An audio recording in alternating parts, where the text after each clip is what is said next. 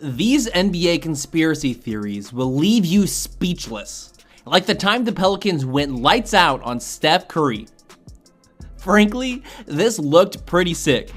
Remember, this was COVID-era ball, May 2021, so the seats were empty, and then suddenly the lights cut out as the cameras keep flashing. It looked like something out of a horror movie, or like Batman was about to swing down and crack some heads.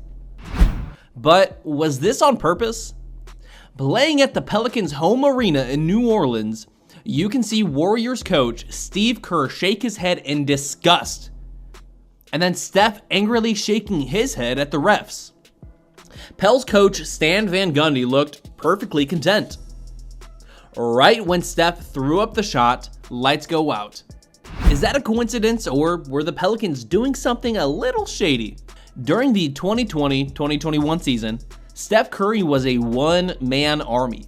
This was when Klay was still injured, the young draft picks hadn't panned out yet, spoiler alert, they never will, and Steph had to do pretty much everything by himself offensively.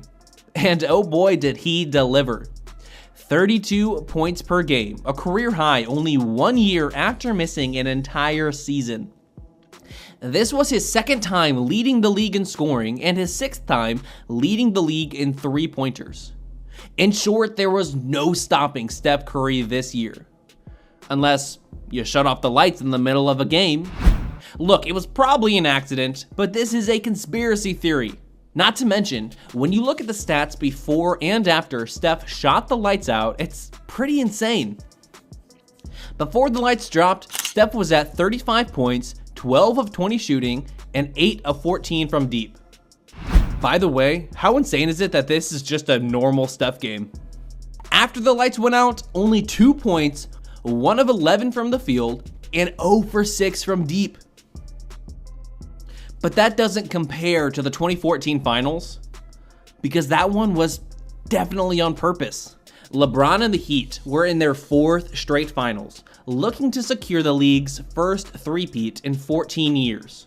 The Spurs were looking to make up for the 2013 insanity from Game 6 and pass the torch from Timmy Duncan to Kawhi Leonard. They had to win this one. So did the Spurs cheat to win? Inside the Spurs arena, the air conditioning system started malfunctioning. At one point, ABC's telecast showed that temps in the arena hit above 90 degrees. LeBron was mic'd up during this game, and he could be heard saying, "I'm gonna need some colder water now. They're trying to smoke us out of here."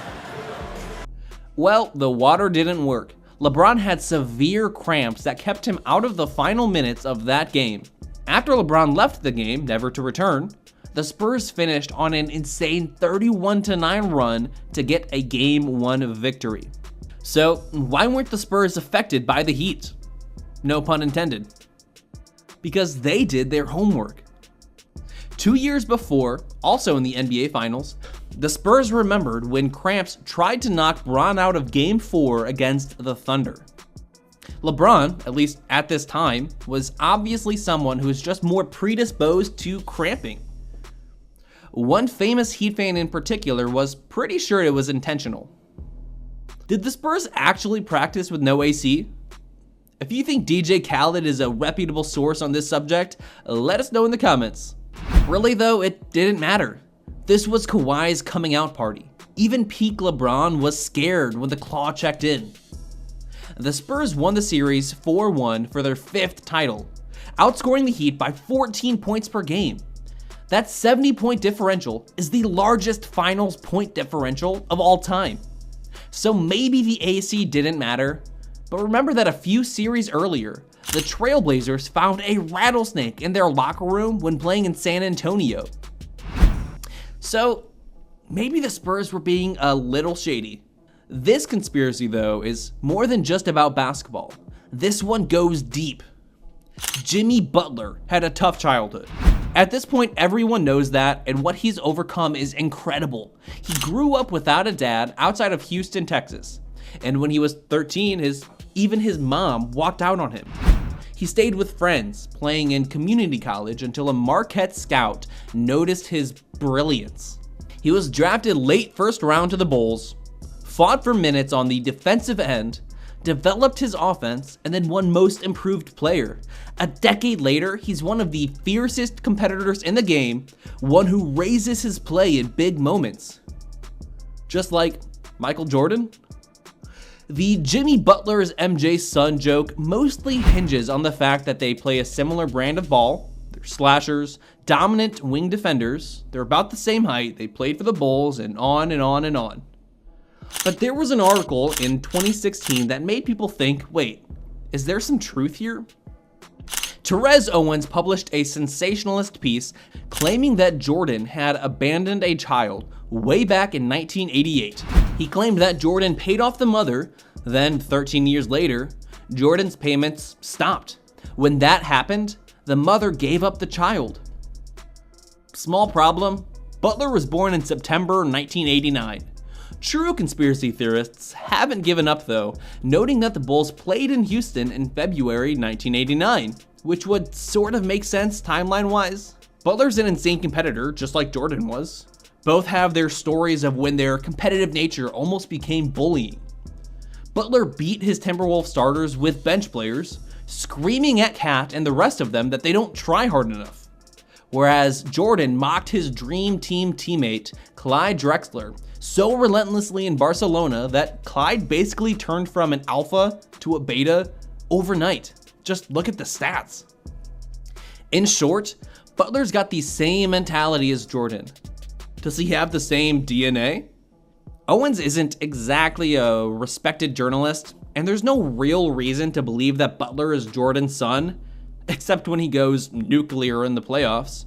Since that's not the case this year, sorry Miami, we have to turn to Jordan's next long-lost son, Anthony Edwards. Jordan and Edwards look the same. They carry themselves the same. They play the same.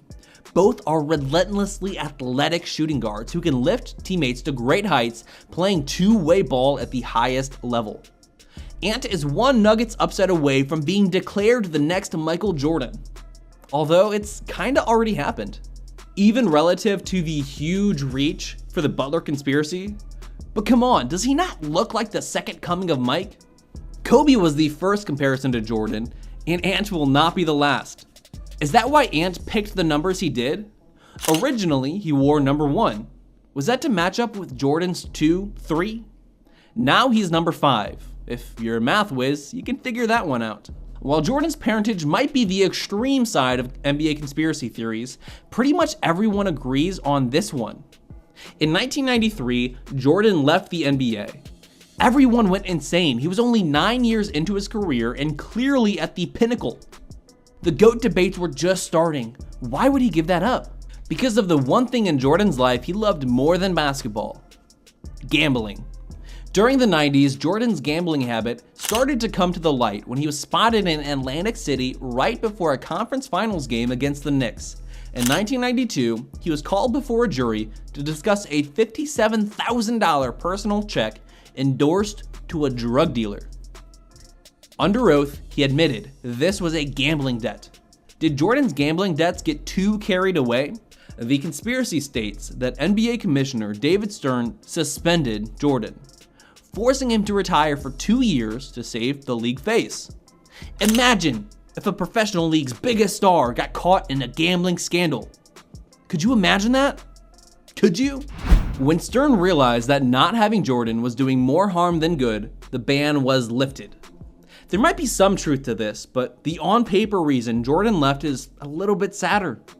Only a few weeks after Jordan secured the NBA's first three-peat since the 1960s Celtics, his father died.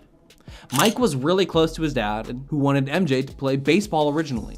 When Jordan chose basketball instead, his dad was thrilled, but when his father died, MJ wanted to fulfill his dad's first dream.